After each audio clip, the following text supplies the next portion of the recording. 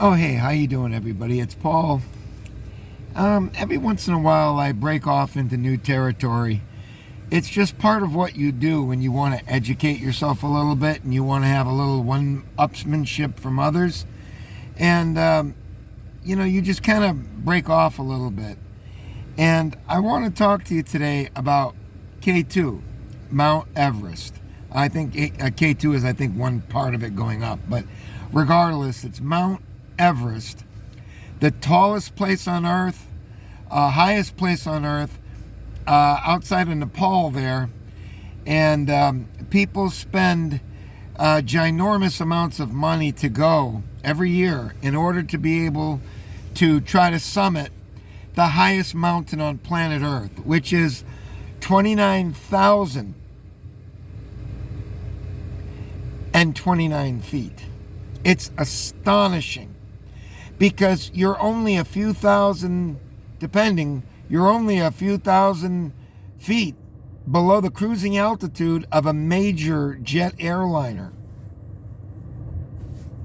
overseas airliner. I'm going to leave a link and you can check it out. I watched it. I have my own feelings on it, and everybody will have their own feelings about this and your own morals. And it is really, really, I think it's a really good thing to watch for your mental growth. I really do. It forces you to really dissect everything that is going on and what is and what isn't. I'm going to just run it down to you because I think it's so fascinating. First of all, when you are in the death zone, which is 26,000 feet upward, I think the last base camp, because it is so high that you could not take a plane and land at 25,000 feet or 23,000 feet because you'd pass out. Your body has to acclimate to 18,000 feet, 20,000 feet, 21,000 feet. It takes the body hours, if not weeks, days, to acclimate to the temperature, to the temperature too, but the altitude. And what it is that there is less oxygen there that you're breathing. So if you take a breath of air in Miami, when you're at the top of the world, which is at 29,000 feet, you're getting 30% of the air. Figure it that way. 30% of your vitals. So you're functioning on 1/3 the amount of necessary oxygen or whatever it is that we breathe. Oxygen comes to mind. That's what they carry. They carry canisters of oxygen so that they can have that which is not available in 2/3 at that altitude. Now, you ask, do people get sick? You bet. Do they get sick while they're not going up on the mountain? Well, yes, they do. They get sick all the time. I'm not saying everybody gets sick, but it's called, I forgot the name of it, but it's like edema or something. It's the human body needs this oxygen to survive, and particularly the brain. And when the brain doesn't get it, it gets something like this edema, and you're just not getting enough oxygen. It affects the decision making. You can lose your druthers. You don't know which is up and which is down. You don't know what's good or bad, or what hurts and what doesn't hurt. This is reality. So, the thing is, I just watched a special, and there are a couple. We'll cover a couple of these in my videos from time to time. They had one that had a man, I forgot his name now, but he was an amputee, Now, whether or not that was because of this, I don't know.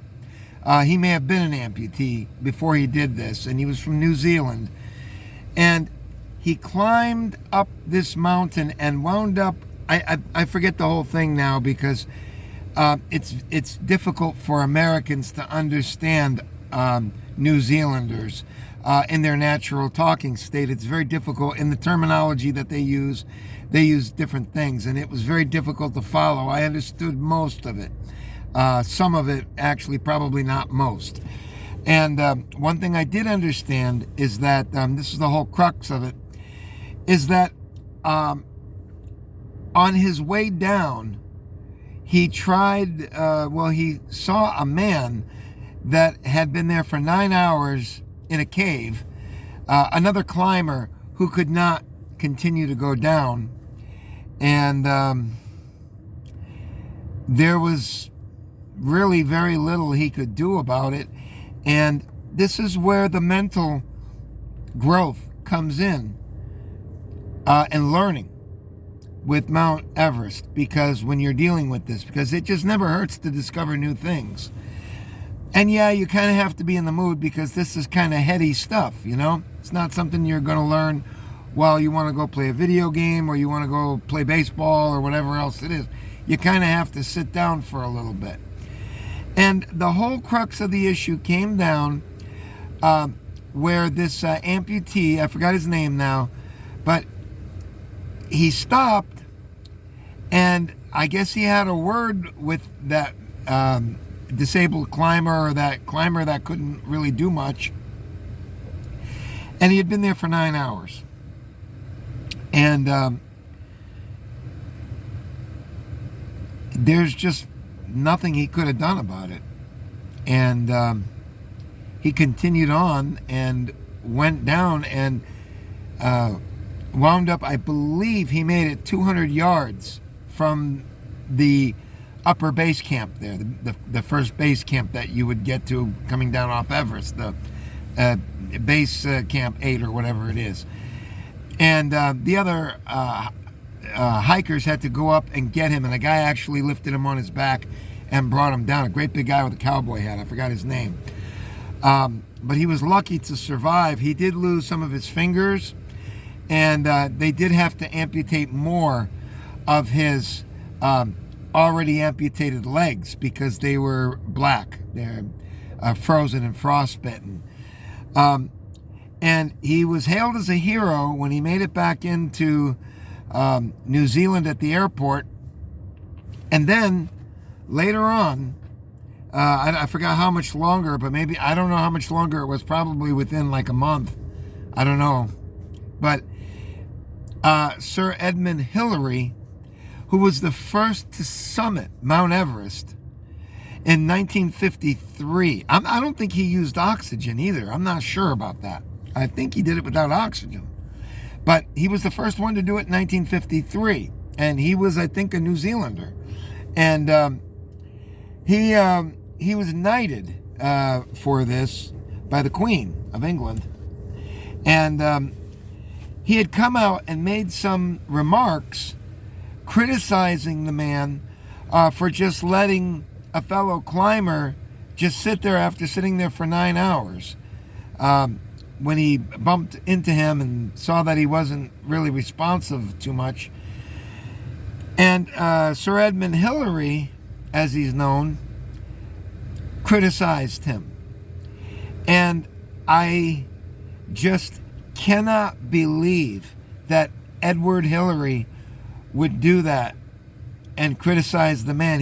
You can see it, and he said that if you look it up, that's just not who they were, and you help the fellow stricken climber, and you don't just leave somebody for dead. It's just unimaginable. It's just unimaginable that he could say something like that.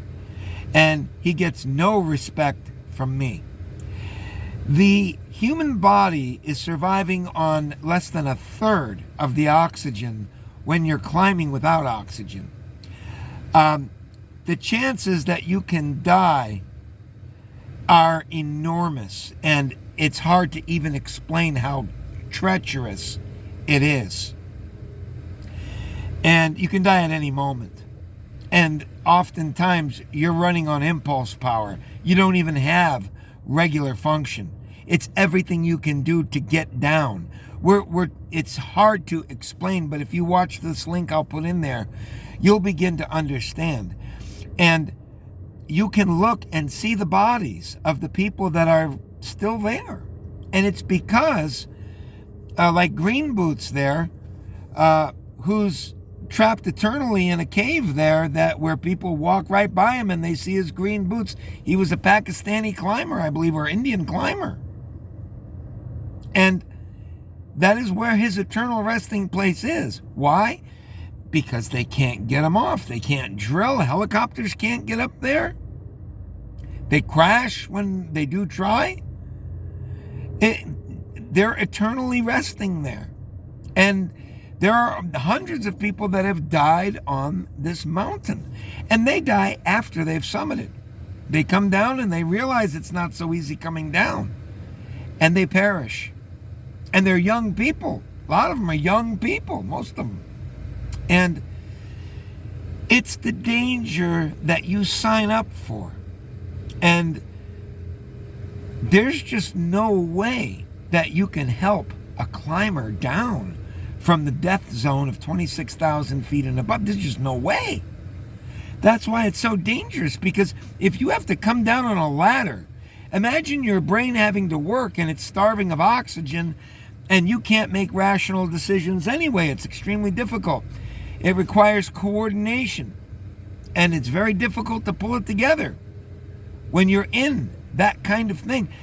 And for Hillary to come out and say that something should have been done was preposterous, and due to his old age or advancing age, because be it big or small person, you cannot get that person down. That's why those dead bodies, and it's littered with dead bodies. If you think I'm kidding, I'll leave a link for that too. The dead bodies are all over in their suits, they're just as they were when they died. So when you go, you want the summit because you pay all this money to go, and it's a once-in-a-lifetime thing. You're talking about probably over $100,000 easily. And it's just unthinkable to me that they turned on him in New Zealand. They turned on him, and they said, you're not a hero anymore because you didn't help somebody on the way down. It's just unimaginable that the people are so stupid that they don't bother doing any investigation on this. When you go up there, folks, you are within a hair's breadth of dying at any moment. And that's the long and short of it. God bless you, folks. That's my little opinion on that. And God bless you all. And I hope that you check it out. Bye.